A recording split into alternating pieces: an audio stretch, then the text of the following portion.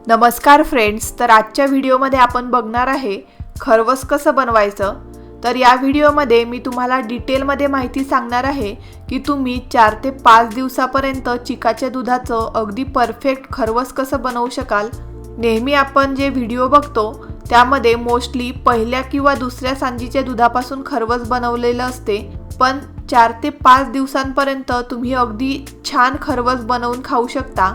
त्याची या व्हिडिओमध्ये मी डिटेल माहिती आणि मेजरमेंट सांगितलेलं आहे।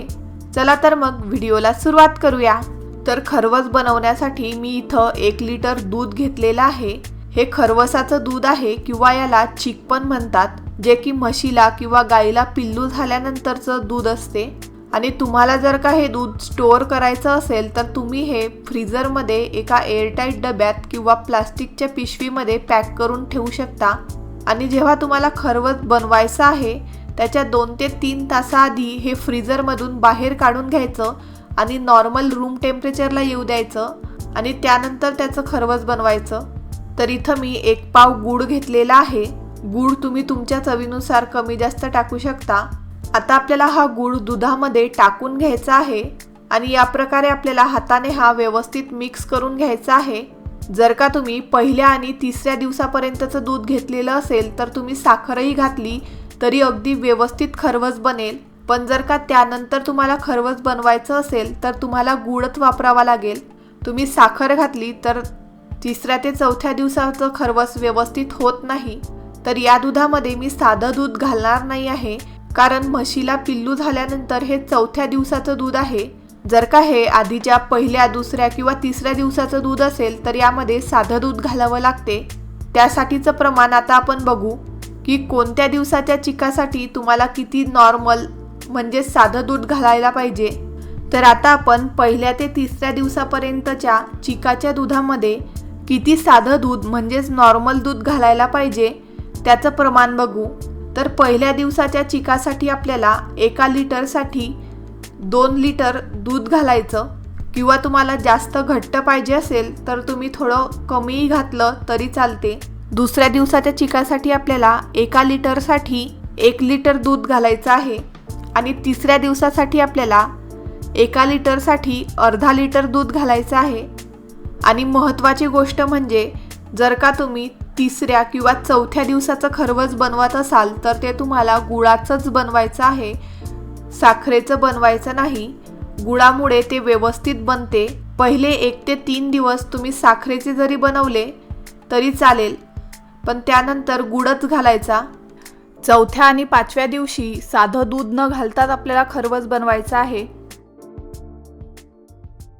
तर आपला गूळ व्यवस्थित मिक्स झालेला आहे। आता आपल्याला हे दूध गाळून घ्यायचं आहे। दूध गाळून घेतल्यामुळे गुळामध्ये जर का काही कचरा असेल तर तो निघून जातो। तर दूध गाळून झालेलं आहे आणि ज्या भांड्यामध्ये आपल्याला खरवस बनवायचं आहे त्या भांड्यामध्ये आपण दूध गाळून घेतलेलं आहे। आता आपण यामध्ये टाकूया वेलचीची पूड। आता आपण हे मिक्स करून घेऊ। ही मी साखरमध्ये बारीक करून घेतलेली आहे, किंवा जर का तुम्हाला आवडत असेल तर तुम्ही यामध्ये काळी मिरी किंवा जायफळ पण टाकू शकता। खरवस पचायला थोडं जड असते, त्यामुळे वेलचीची पूड, मिरी किंवा जायफळ टाकलं तर ते पचायला हलकं होते। तर आपलं खरवसाचं दूध तयार झालेलं आहे। आता आपण हे शिजायला ठेवू। त्यासाठी इथं मी 1 कुकर घेतलेला आहे आणि त्यामध्ये आपल्याला पाणी टाकून घ्यायचं आहे। आणि आता आपल्याला यामध्ये खरवसाच्या दुधाचं भांडं ठेवून घ्यायचं आहे आणि यावरती झाकण ठेवून घ्यायचं आहे आणि कुकर लावून घ्यायचं आहे। जर का तुमच्याकडे कुकर नसेल तर एखादी मोठी कढई किंवा पातेलं घ्यायचं, त्यामध्ये पाणी टाकायचं, स्टँड ठेवायचं आणि त्यावरती खरवसाच्या दुधाचं पातेलं ठेवायचं आणि झाकून शिजवून घ्यायचं।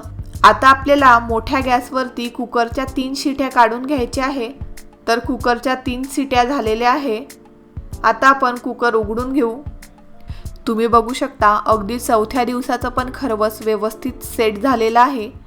आपलं खरवस व्यवस्थित सेट झालेलं आहे। आता आपण खरवस काढून घेऊ।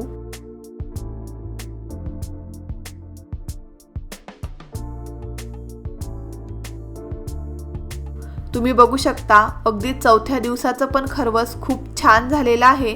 फक्त एवढंच की यामध्ये जे पाणी आहे ते थोडं जास्त होते। तर अशा प्रकारे तुम्ही 4 ते 5 दिवसापर्यंत अगदी परफेक्ट खरवस खाऊ शकता।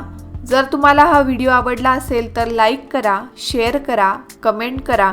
चॅनलला सबस्क्राईब केलं नसेल तर लवकर सबस्क्राईब करा। चला तर मग पुन्हा भेटूया नेक्स्ट व्हिडिओमध्ये। तोपर्यंत खा मस्त, राहा स्वस्त।